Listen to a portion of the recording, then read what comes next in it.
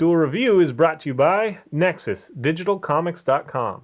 On today's Duel Review, it's the X-Men animations. I'm RJ. And I'm Nick. Let's get to it.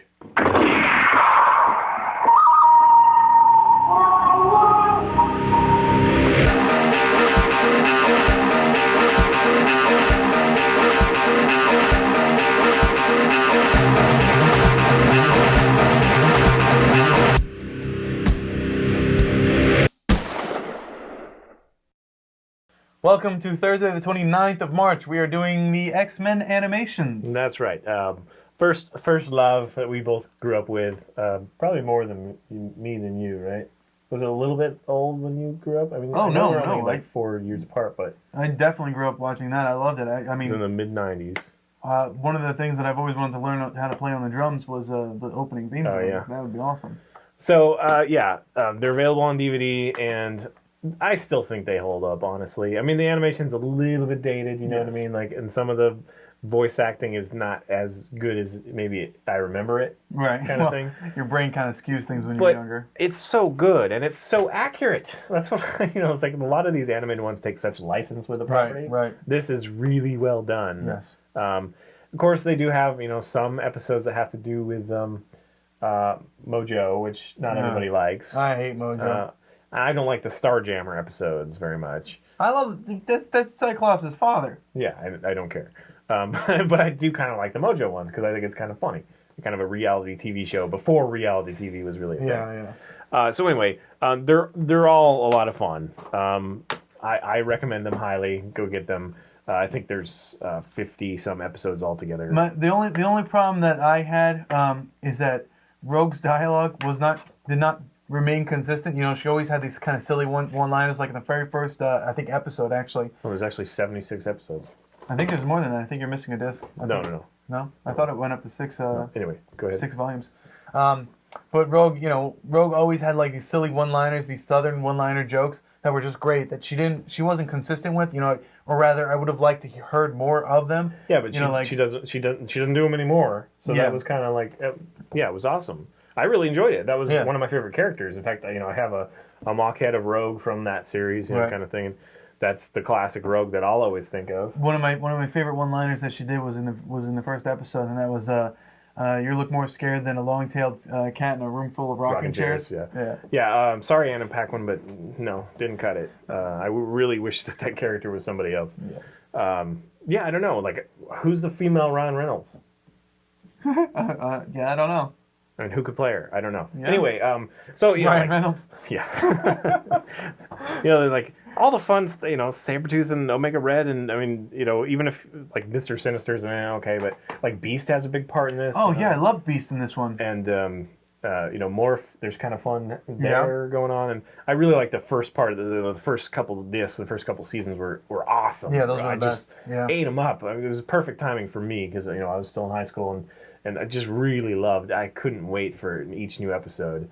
And yes, the theme song is really dorky and kind of dated right now, but every time you heard it, you just start salivating, like, yeah, and then having like Wolverine do the like shing right into the screen and like, yeah, right.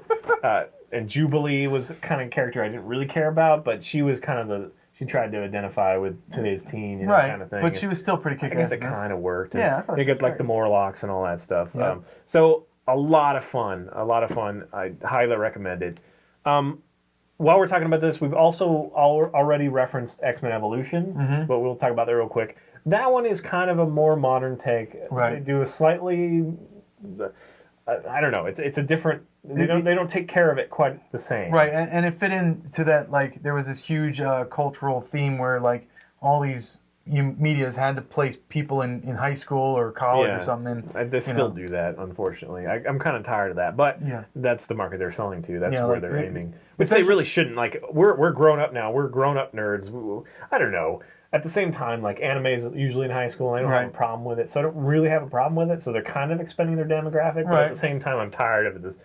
Yeah, just default, like, let's make them 10 years younger. And, mix them with the cast of Saved by the Bell, Yeah, right. It'd be great. It was a little bit drama-y, I guess, like young adult drama in there. But still, it was kind of fun. I did...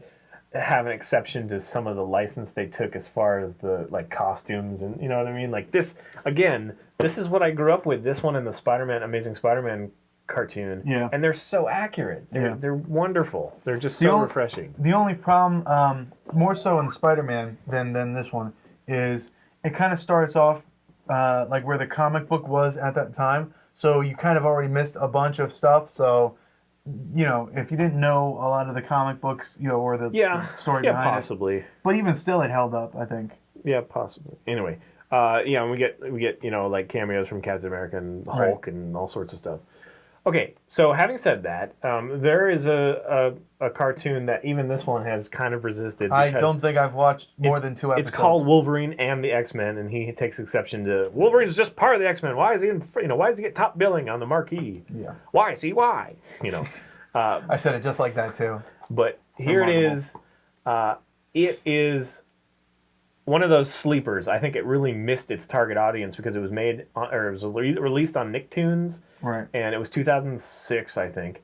But it was geared towards probably a younger audience. But it's really dark, which is why I think it's amazing. I love it. It does throw in a little bit of the animation edge is a little bit more modern, which I mean, kind of like the Spider-Man we just reviewed in like 16 and like Total Drama Island or whatever. It kind of makes it younger and more modern at the same time. But the story is really dark and like visceral, and there's like pain and death, and I mean there was in this one too, but this one's even harder edged. Unfortunately, it's not very long at all because they canceled it, and I really wish they hadn't. It's really good. I mean, you get a good taste of like Kitty Pryde and all the ones that are popular now. Like Emma Frost and Kitty Pryde and yeah. Emma Frost was popular long before this. Well, yeah, but I mean, in animated form, like she's in all the movies now, which she never was before. People are like, Emma, who's that? You know what I mean? Like people who were fans but not really fans. On the cusp.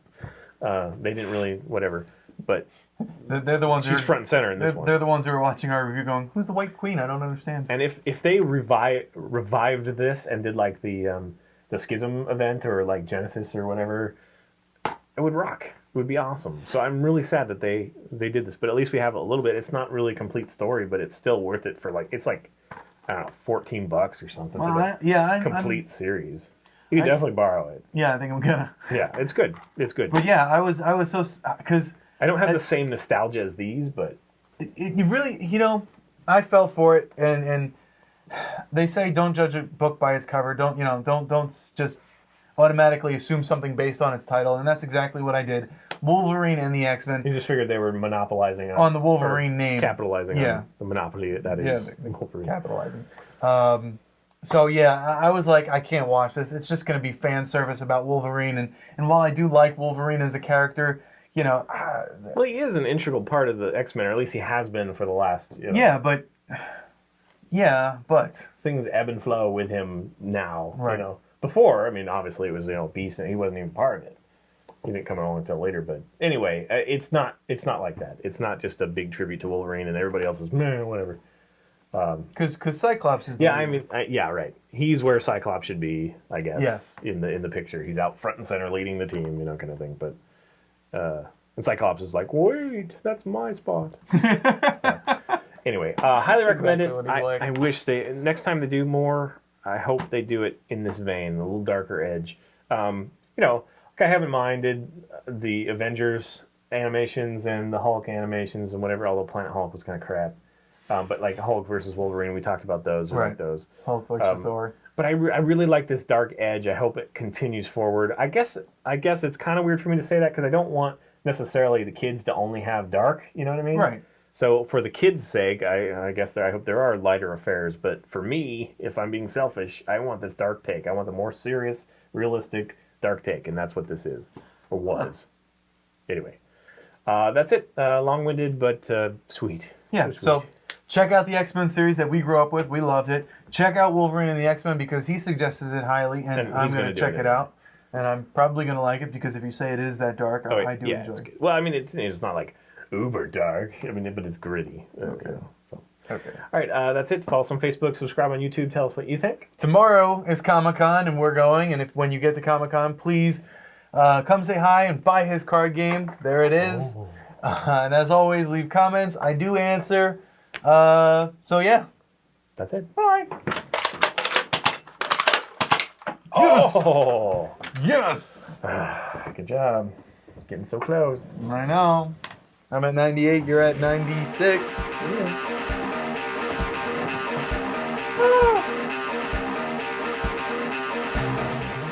The comic made movie V for Vendetta. We spent an hour at like the comic book store. Yeah, we did.